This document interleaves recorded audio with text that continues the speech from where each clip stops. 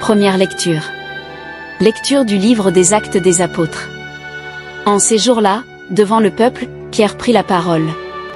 Homme d'Israël, le Dieu d'Abraham, d'Isaac et de Jacob, le Dieu de nos pères, a glorifié son serviteur Jésus, alors que vous l'aviez livré, vous l'aviez renié en présence de Pilate, qui était décidé à le relâcher. Vous avez renié le saint et le juste, et vous avez demandé qu'on vous accorde la grâce d'un meurtrier. Vous avez tué le prince de la vie, lui que Dieu a ressuscité d'entre les morts, nous en sommes témoins. D'ailleurs, frères, je sais bien que vous avez agi dans l'ignorance, vous et vos chefs.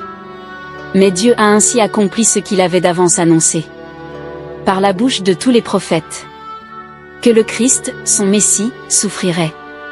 Convertissez-vous donc et tournez-vous vers Dieu, pour que vos péchés soient effacés. Parole du Seigneur.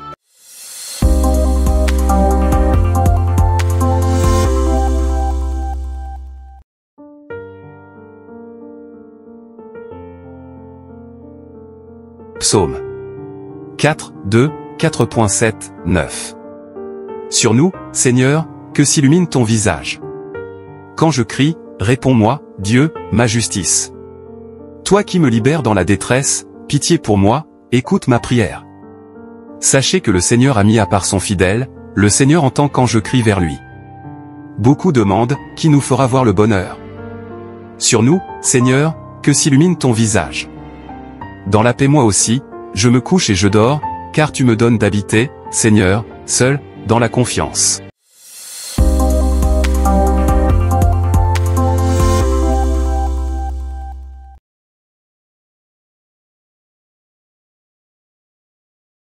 Deuxième lecture. Lecture de la première lettre de Saint Jean. Mes petits enfants, je vous écris cela pour que vous évitiez le péché. Mais si l'un de nous vient à pécher, nous avons un défenseur devant le Père. Jésus-Christ, le juste. C'est lui qui, par son sacrifice, obtient le pardon de nos péchés, non seulement des nôtres, mais encore de ceux du monde entier. Voici comment nous savons que nous le connaissons. Si nous gardons ses commandements. Celui qui dit « Je le connais » et qui ne garde pas ses commandements, est un menteur.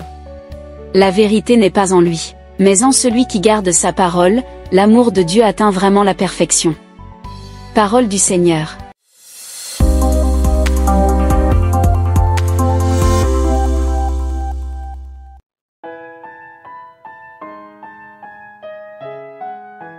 Évangile. Évangile de Jésus-Christ selon saint Luc. En ce temps-là, les disciples qui rentraient d'Emmaüs racontaient aux 11 apôtres et à leurs compagnons ce qui s'était passé sur la route, et comment le Seigneur s'était fait reconnaître par eux, à la fraction du pain. Comme ils en parlaient encore, lui-même fut présent au milieu d'eux, et leur dit : « La paix soit avec vous. » Saisis de frayeur et de crainte, ils croyaient voir un esprit. Jésus leur dit : « Pourquoi êtes-vous bouleversés ? Et pourquoi ces pensées qui surgissent dans votre cœur ? Voyez mes mains et mes pieds, c'est bien moi. Touchez-moi, regardez. Un esprit n'a pas de chair ni d'os. Comme vous constatez que j'en ai. » Après cette parole, il leur montra ses mains et ses pieds. Dans leur joie, ils n'osaient pas encore y croire, et restaient saisis d'étonnement. Jésus leur dit : « Avez-vous ici quelque chose à manger ? » Ils lui présentèrent une part de poisson grillé, qu'il prit et mangea devant eux. Puis il leur déclara : « Voici les paroles que je vous ai dites quand j'étais encore avec vous. Il faut que s'accomplisse tout ce qui a été écrit à mon sujet dans la loi de Moïse, les prophètes et les psaumes. » Alors il ouvrit leur intelligence à la compréhension des Écritures. Il leur dit : « Ainsi est-il écrit que le Christ souffrirait, qu'il ressusciterait d'entre les morts le 3e jour, et que la conversion serait proclamée en son nom, pour le pardon des péchés, à toutes les nations, en commençant par Jérusalem. À vous d'en être les témoins. » Acclamons la parole de Dieu.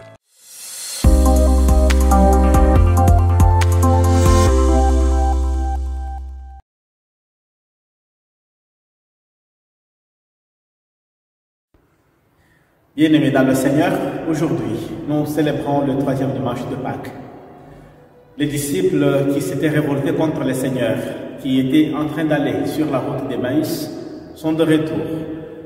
le Seigneur les a convaincus grâce à la fraction du pain, durant la route, durant le voyage, durant le pèlerinage, quand il leur parlait des événements qui l'attendaient, partant de l'Ancien Testament jusqu'à ceux qui eux-mêmes ont vécu, ses disciples n'avaient pas compris.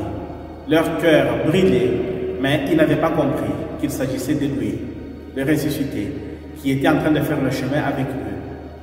Et quand ils ont découvert que le Christ qui a fractionné le pain, celui-là même qui est ressuscité d'entre les morts, était celui qui leur parlait sur le chemin, ils ont dit, voilà, s'il nous parlait avec beaucoup d'insistance sur les événements qui l'attendaient, c'est pour que nous puissions retourner à Jérusalem. Car lui-même, il avait déjà dit, demeurer à Jérusalem en attente de la promesse de notre Père, la promesse de l'Esprit Saint. Et une fois retournés, ses disciples racontent aux autres ce qu'ils ont fait. Nous ne l'avons pas reconnu quand il nous prêchait la parole, mais quand il a seulement fractionné le pain, nous l'avons reconnu.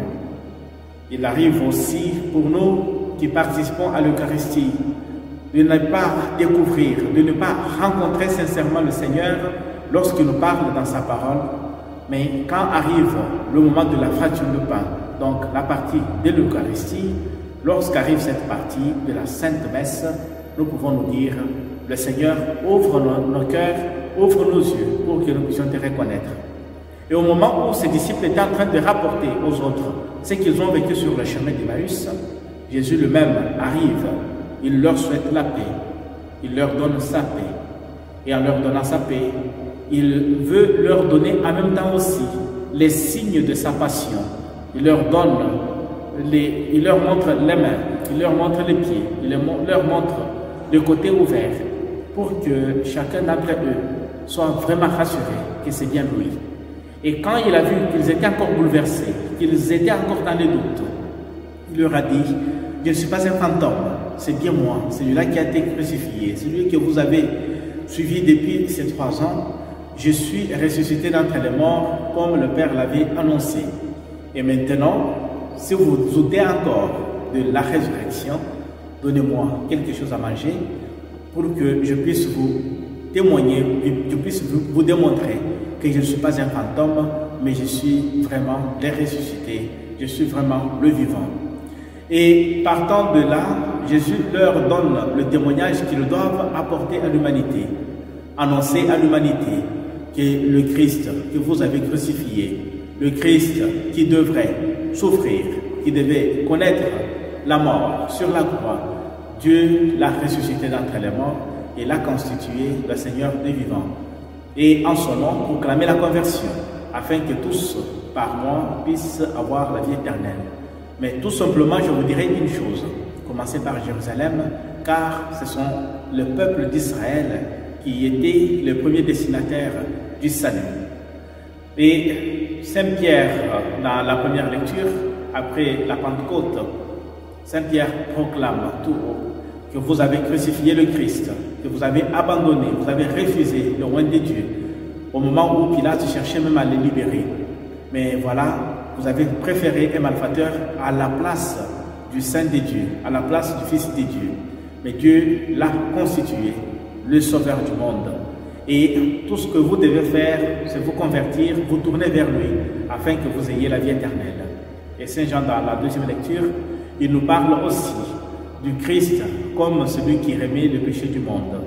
Il remet nos péchés, et pour qu'on puisse reconnaître en nous que nous sommes ses disciples, que nous le connaissons, que nous allons vers lui pour rencontrer la vie éternelle, chacun de nous est appelé à renoncer au péché, à se tourner vers le Christ pour pouvoir vivre en communion avec lui tout au long de sa vie.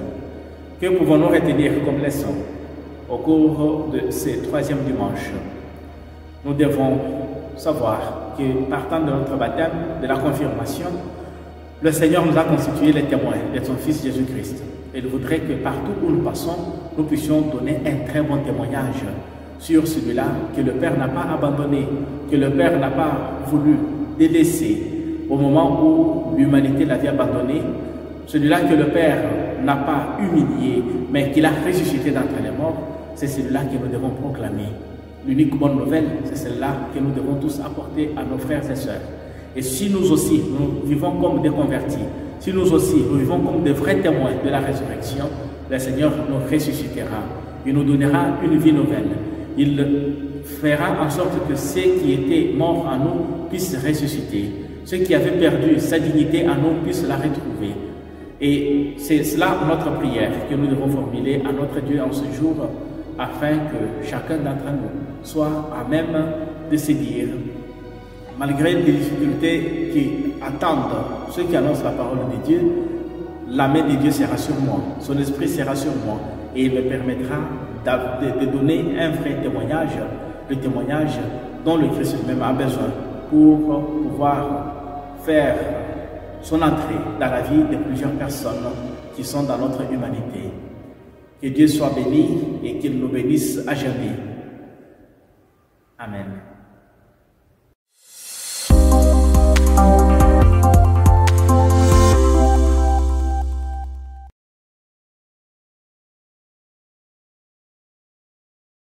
Le saint du jour est une liste quotidienne des saints gardés dans la mémoire de l'Église.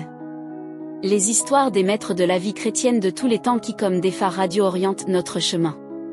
Le saint du jour aujourd'hui c'est saint Herménégilde. Au VIe siècle. Herménégilde est fils du premier roi de l'Espagne wisigoth et de religion arienne. Il épouse une catholique et se convertit. Emprisonné à Tarragone, il est tué sur ordre de son père, ayant refusé de recevoir la communion d'un évêque arien. C'est le saint patron de l'Espagne.